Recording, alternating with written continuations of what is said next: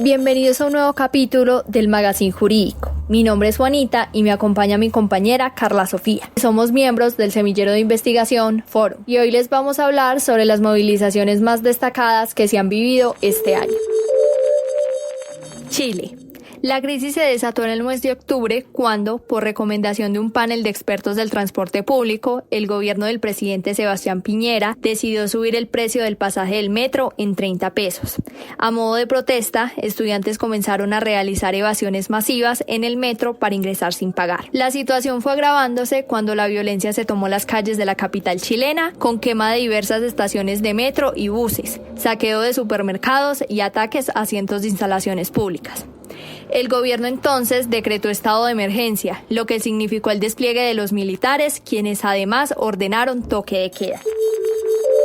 Debido a que las manifestaciones no cesaban, el presidente se vio forzado a ceder y anunció la suspensión del alza en la tarifa del metro, afirmando que había escuchado con humildad la voz de la gente. Sin embargo, ninguna de estas medidas han logrado atenuar a los chilenos, ya que las manifestaciones continúan en repudio primero a la desigualdad, en donde el 10% de la población gana 27 veces el sueldo de los de menores ingresos.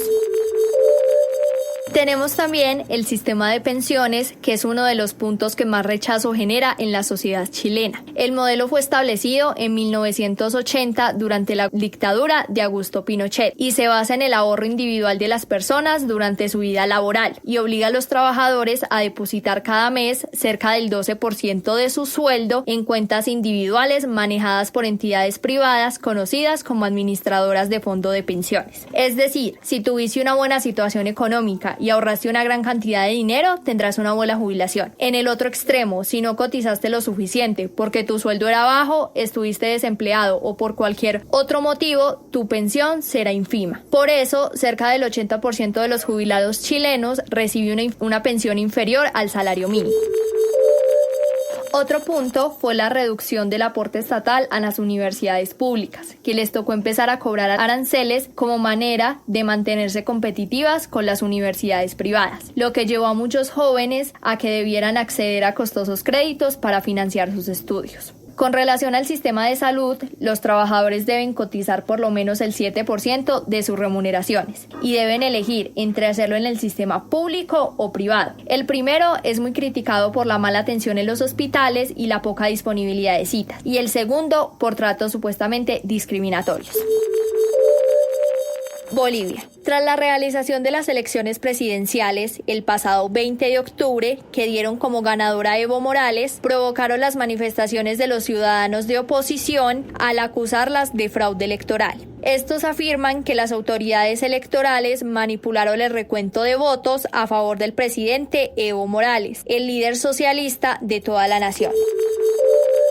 Los resultados preliminares de las elecciones, publicadas horas después de que cerraron las urnas el domingo, mostraron un estrecho margen entre el presidente Evo Morales y el expresidente Carlos Mesa, lo que había provocado una segunda vuelta en diciembre. Para evitar otra ronda de votación, un candidato necesitaba una ventaja de 10 puntos. Pero los grupos de oposición y los observadores internacionales comenzaron a sospechar después de que los funcionarios electorales detuvieron el conteo durante 24 horas el domingo sin ninguna explicación. Cuando se reanudó el conteo, el liderazgo de Evo Morales había saltado, asegurándose de que fuera un ganador absoluto. Las protestas comenzaron ese mismo lunes por la noche y se tornaron violentas debido al resultado, con manifestantes quemando urnas y enfrentamientos con la policía antidisturbios en varias ciudades. La OEA denunció irregularidades en conteo de votos y recomendó una segunda vuelta. Morales, por su parte, solicitó una auditoría por parte del organismo. Días después, el presidente electo renunció horas después de que el jefe de las Fuerzas Armadas le pidiera que dejara el cargo para desbloquear la crisis política que atravesaba el país. Puerto Rico. La capital de Puerto Rico, San Juan, se ha convertido en el escenario de múltiples protestas. Una creciente cantidad de manifestantes han marchado por las calles y se han reunido en la fortaleza, la residencia oficial del gobernador Ricardo Rosselló, para exigir su renuncia, y en donde escuadrones de policía han usado gases lacrimógenos contra las multitudes. Todo empezó el 13 de julio con la publicación de cientos de mensajes de chat enviados por el gobernador y algunos de sus miembros de gabinete y colaboradores más cercanos en un chat privado. Los mensajes hacían burla tanto de enemigos como de aliados políticos y comentarios en los cuales se burla de los cadáveres de quienes murieron en el huracán María. Indignados, los puertorriqueños salieron a las calles y han protestado todos los días desde entonces. El gobernador intentó contener las consecuencias del escándalo al anunciar la salida de su principal oficial financiero y del secretario de Estado, debido a su participación en el chat, pero las renuncias no fueron suficientes. Las protestas no solo se deben a la filtración de los mensajes, sino que existen otras causas. Responden a un rechazo hacia las décadas de malos manejos por parte de líderes que siempre han parecido beneficiarse mientras los puertorriqueños siguen sufriendo. Los agravios se han acumulado durante los 12 años que lleva esa recesión económica. Los manifestantes exigen liberarse de Rosselló y de la Junta de Supervisión que creó el Congreso estadounidense para administrar las finanzas del gobierno de la isla, que les deben a sus acreedores más de lo que puede pagar. Mientras eso, las autoridades han implementado una serie de medidas impopulares, como el despido de miles de trabajadores gubernamentales.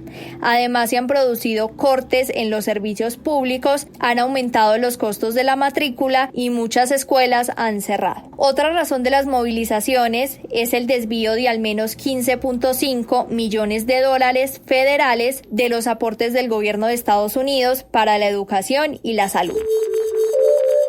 Gracias por escuchar el Magazine Jurídico.